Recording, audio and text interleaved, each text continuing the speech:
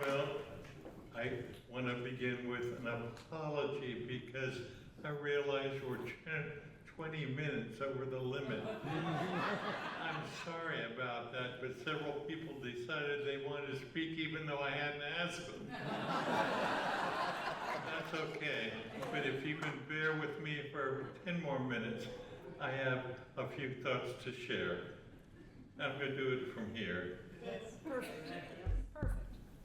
If you were living in Bloomington in 1973 and you were hungry for a burger and a beer, you might head down to Kirkwood and find yourself at the door of one of the city's popular eateries, and there on the front door you'd find a hate-filled handwritten note that declares, "This is a bar, not a fruit stand."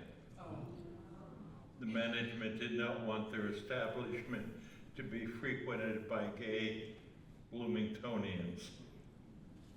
Fast forward 15 years, you want to start your day with a blueberry scone and a cup of coffee. And as you walk into a cafe on the square, you see a colorful poster with this whimsical message as soon as you open the door that states, "Coffee makes you gay." And a number of customers, gay and straight, ask where they can purchase that poster. What in the world led to such a change in attitude in this city in regards to its gay citizens? One can think of a number of national stories during those years, featuring personalities like Anita Bryant, or demonstrations at the Stonewall Inn in New York City. But what was happening in Bloomington during those years? Well, a lone Republican city council member spoke to an overflow crowd gathered at the First United Methodist Church. Hundreds of citizens had come to protest the addition of the term sexual orientation to the city's non-discrimination policy. And when this councilman spoke lovingly about his sister, who happened to be lesbian, he made the point that her rights deserved to be protected. The ordinance eventually passed. Then there was a prominent IU football player who spoke to the IU Board of Trustees about his gay roommate who would have been benefited greatly from a support service for gay students when he was an undergrad. This when the state legislature was threatening to hold $500,000 from allocations to the university if they opened such an office. A few years later, a group of Black, Hispanic, Asian, Jewish, Muslim community leaders saw the value of including gay individuals in their coalition as they organized Bloomington United and distributed hundreds of yard signs to Bloomington homeowners proclaiming "no hate" in our community. And then there was the night when over 1,000 citizens gathered in front of City Hall for a candlelight vigil following the mass murder of dozens of patrons at a gay nightclub in Orlando, Florida. Into that community came a middle-aged gay man with a background as a former pastor and a passion for justice. Following his divorce and some years as a single man, he was actually in love again. And even though today his husband thinks he's the one who should be getting this award,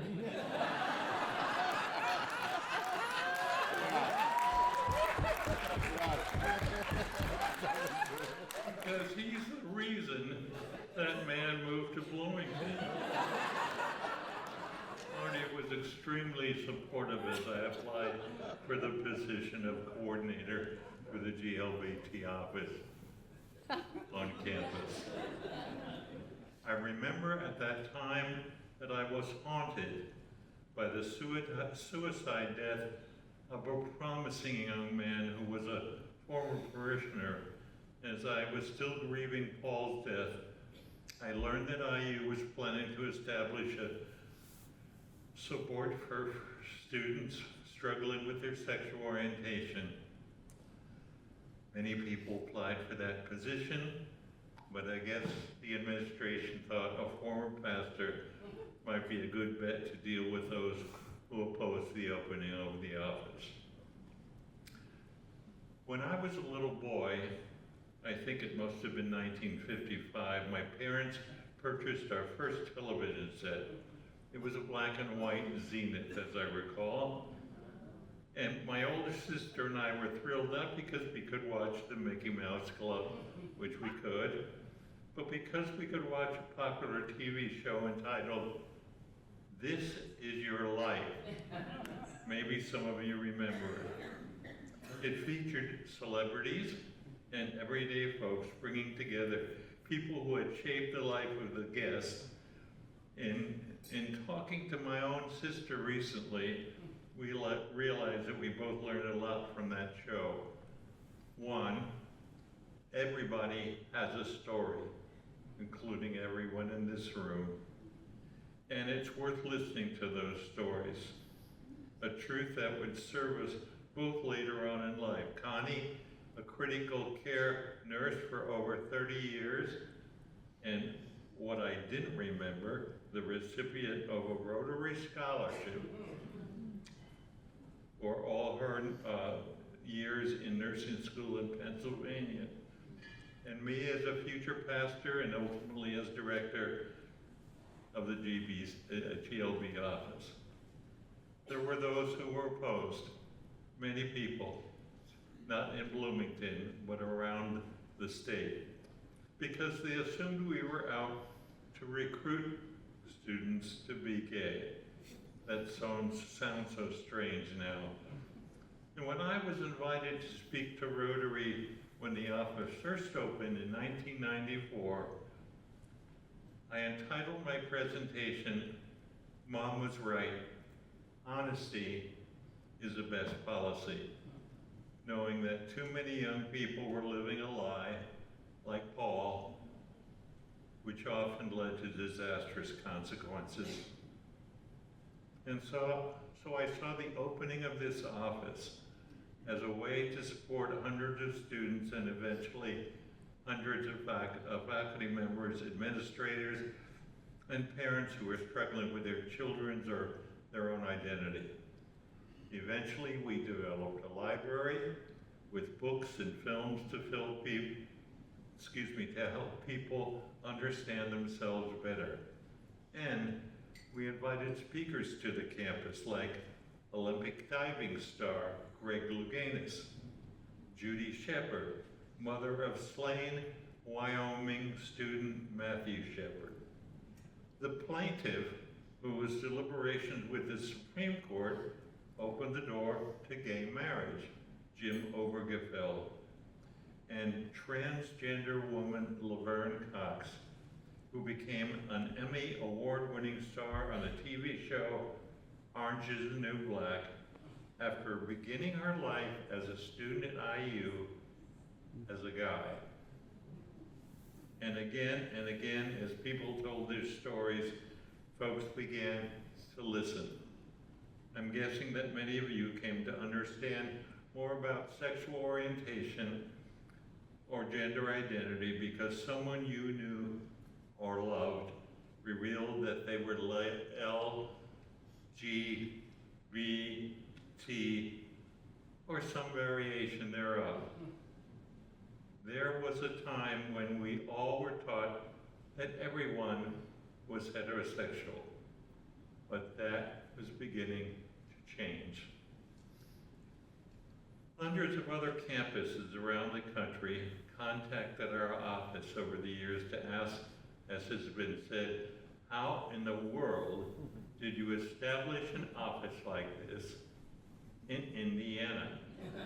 That was everyone's question, and at least 200 or 300 people called to ask that. And in my closing years as directors, I would often answer, you have to stop thinking about Mike Pence and start thinking about Pete Buttigieg.